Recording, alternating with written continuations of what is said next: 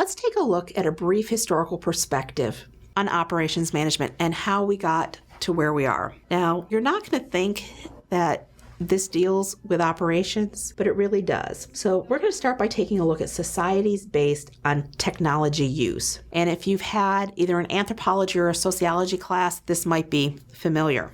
The Lenskys, it was a husband-wife team, took a look at societies and categorized them based on technology. And they started with the lowest bit of technology, a hunting and gathering society. This type of society takes spears, sticks, digging sticks, and they gather roots and berries and bark and leaves to eat. And they hunt smaller animals with spears and sticks, clubs, to be able to get the protein, the food that they need, the caloric intake that they need. When we take a look at this type of society, men and women are closer to even in this type of society because of the amount of calories that they're providing to sustain life. Men are usually providing more, they're doing the hunting, where women are doing more of the gathering. In a pastoral or horticultural society, we're taking a look at having a little bit of dominion over animals and actually gathering them into herds and keeping them. So it's a little bit easier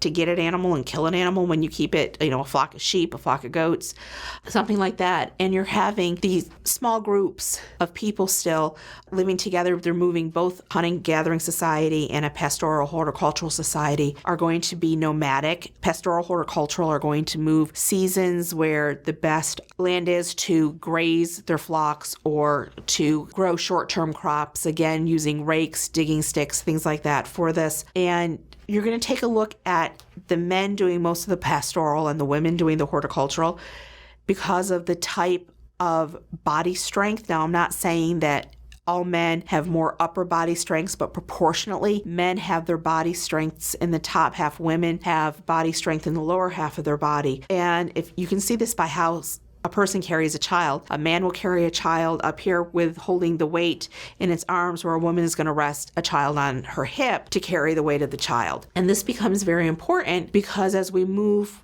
forward into agricultural and we stop having that nomadic lifestyle, we're actually growing crops, we're staying still, and we're taking true dominion over animals because we're using them to help us. In an agricultural stage, we're using oxen or cows or horses to plow the field. We're getting more technology. We still see it as low technology, but it's slowly moving up higher. And it's taking many years for this to happen. Women are actually being regulated into the home in an agricultural society because they're doing more preserving of food. And this is the first time we actually have the ability to produce more than what we need. And it's actually the first time where man is taking true dominion over man. And I'm talking mankind, humankind, because you have men saying, I will keep you safe from me and other people when you give me X amount of food that you're growing. So we're having men take dominion over man, and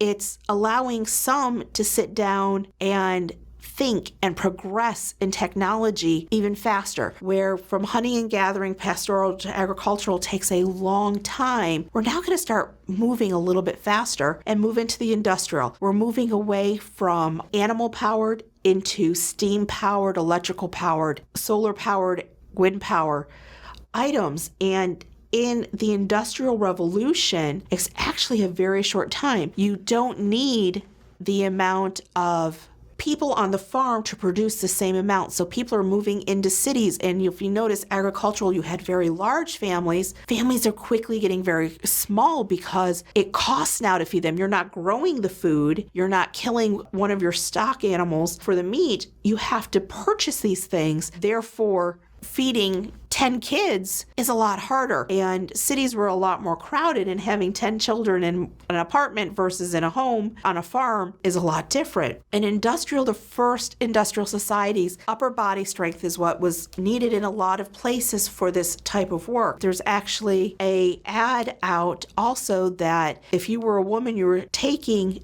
a job away from a man and taking food off the table to feed a family. So women were seen as belonging in the home, especially in your upper classes. In your lower classes, they were still working, but we're taking a look at types of work that were seen as women's work versus men. And working in factories, you really wanted the men working upper body strength, not in all industries, but in many. Moving from industrialization into post-industrialization, or the age of communication, we're moving from using physical labor to mental labor, and you don't see as much of a difference. We still say that men and women learn differently, that women are better at languages, men are better at math and sciences, but it's going to depend on the man or the woman. I have not found that myself. I think it depends on the person. So age of communication and using mental labor is, again, a redefining of jobs, of how we're going to manage people, who we're managing. So looking at technological use, we can see a progression on how things were going to change. So if we go back to 1776 and Adam Smith, he wrote The Wealth of Nations. And in The Wealth of Nations, he praised the advantages of the division of labor and specialization. Up until this time, we had artisans, we had craftsmen. And if you wanted a pair of shoes, you had someone who got the hide from whatever they were using. They tanned that hide, they cut it out, they shaped and crafted the shoe, did all the sewing, fitting it to your foot. They took it from beginning to end.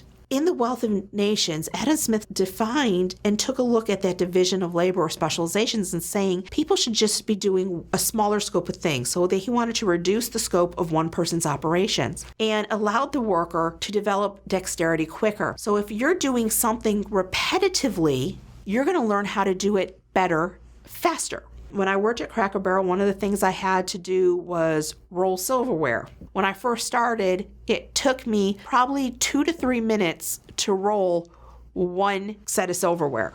It took me, I think I had to do 100 sets of silverware, and it usually took me over an hour and a half to 2 hours to do. I constantly had people helping me to help me get out of there because they didn't want to pay me to roll silverware. But as I worked there more and more, and I picked up more shifts and I worked more hours, I started being able to roll faster and faster. I was never as fast as the person who had been there for 20 plus years, but I was a lot quicker on doing this and rolling silverware, and I was able to do 100 silverware in less than 30 minutes and 25 minutes, and I'd be able to help other people, which was a big difference compared to when I first started to compared to 3.5 hours later. So I developed that dexterity, and if somebody is doing a small scope of operations, they're going to develop that dexterity quicker. Save time otherwise needed to shift from one operation to the next.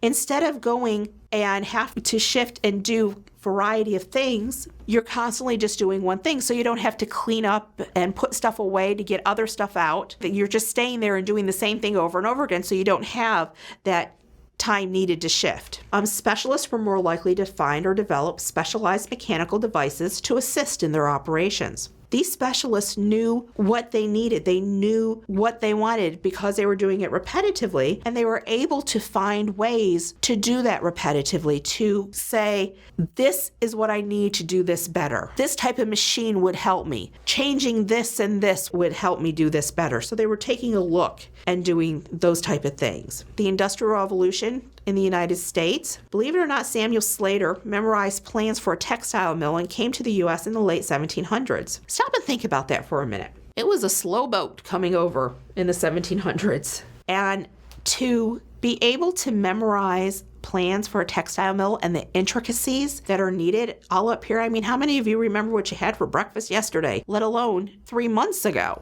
How long would it take to sail across the ocean? But that first mill was built in Rhode Island, and the first cotton yard was produced in 1790. Remember, before this, our raw materials were being shipped over to England, and finished goods were being shipped back. So we weren't producing ourselves, but after the Revolution, we started doing that. Also in 1790, Eli Whitney proposed to the United States Army that he would have 10,000 muskets in 2 years. How was he able to do this? He was one of the first to use interchangeable parts here in the United States. Before that, each firing pin was crafted for a musket based on that musket. You couldn't just go purchase a firing pin and put it in and just change things out. Everything was made separately and were custom designed. Now we're talking interchangeable parts, which really changed how we produce things.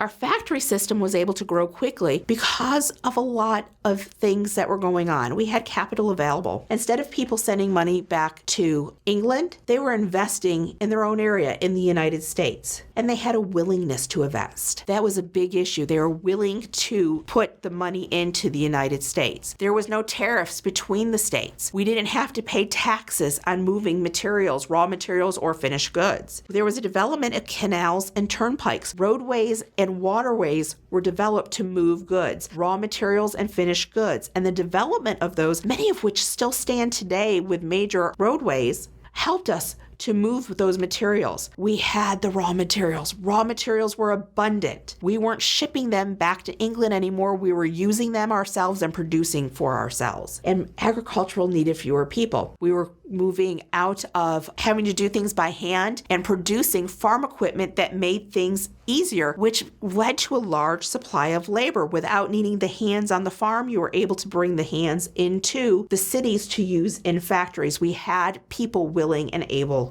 to work. So we move along, and the scientific management era is around the early 1900s. And it said that management had 4 duties. The first is to develop a science of management for each element of a job to replace the old rule of thumb methods. The true rule of thumb states that thou shalt not beat thy wife and children with a rod thicker than your thumb. How did you measure it? You took your thumb, you took the rod, you put it up to each other, and you eyeballed it. So a rule of thumb is a guesstimation. It's not an exact, it's a guess. What is the best way to do something? We wanted to find actual using scientific methods. What is the best way to do something instead of just guessing? To select the best worker for each job and to provide workers with training to develop their skills. Not everybody can do everything. That lovely slogan, you can be anything you want to be, you can grow up anything you want to do, is a lie. I hate to tell you that. We're all good at certain things and we're terrible at other things, no matter how much we might like them. I would have loved to have been an astronaut. I get seasick watching a merry-go-round. I get motion sickness watching a merry-go-round go round on television. I will never be an astronaut. I'm not cut out for that. I might have the ability to do the math, which probably I don't, but I might have the ability to do the work, but I don't have the physical abilities. So we need to take a look at what people are best suited for, and we need to provide them with training to help develop those skills and work with those skills and help them become better at what they do. To develop a hearty cooperation between management and the people who carried out the work. It's not management on high, workers down below. You need to work together. And it used to be dividing the work between managers and workers, that workers did the most. It shouldn't be. You should divide work between managers and worker in almost equal shares, each doing what he is best suited to do, instead of placing most of the responsibility on the worker, as was customary. Truthfully, most of the responsibility should be on the manager. The manager should know the variety of jobs to help out wherever he is or she is needed, and should be able to step in and step up, plus the managerial duties, which are added on top. So we're taking a look that responsibility of things getting done is not on the worker, it's on the manager. The human resource era, late 1920s, is characterized by the Hawthorne plant study, a subsidiary of Western Electric Company. And what they took a look at is they did some experimentation there. They wanted to know what lighting would be best for people to do their work in. And they took a look at the work, and they took a group of people and they said, all right, let's put these people together. Let's have the lights pretty much the way they've been and take a look at their productivity. What are they producing? How much are they producing? Let's make the lights really bright now and see if they produce more. Let's turn the lights down really low. How are they producing here? They found out that the people had it in their minds that they were going to get fired if they didn't keep producing more. So they got out of this that we need to take a look at workers' attitudes and sentiments about what's going on and make sure that they have a sense of contributing, to make sure that they are doing quality work and that they are meeting productivity as needed. The management science era was around World War II and after, and if you have had decision science, you should know this. It's a concern with the application of mathematical and statistical theory to business solutions. It involves the use of models, either equations or formulas, to describe and provide an understanding of a problem and its alternative solutions. We are taking a look at what would be the best or the optimum solution. We are taking a look at maximization and minimization. You always want to maximize profit. You always want to minimize cost. Please never try to maximize your costs. Not a good thing to do. So this is World War II and the management scientist era looking at operations. And we move on to the information age. We have satellite communications, facsimiles, faxing, EDI, electronic data interchange, and management has reached global dimensions. We're not just managing people who are locally right here with us. We're taking a look at management and going literally on a global perspective. So we're using technology to do this. We also find we can decrease the size of management this way. So we're looking at how technology can help us manage people better today.